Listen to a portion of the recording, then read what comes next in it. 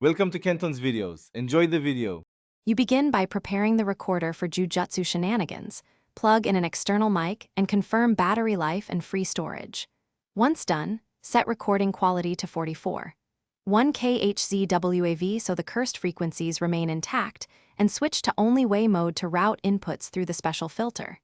Make sure gain is moderate, not clipping, because distorted captures ruin later analysis.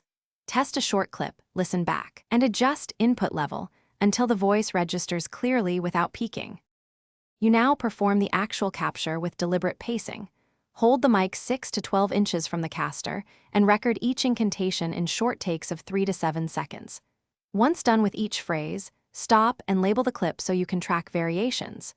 Make sure to monitor levels in real time and aim for peaks between -6 to -3 dB. This preserves dynamics without clipping.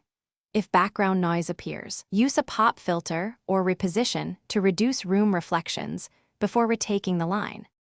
You finish by editing and securing the captures, trim silence, apply gentle normalization, and export in 24-bit WAV for archival or 320 kbps MP3 for sharing. Once done, back up each file to 2 separate locations so no technique is lost.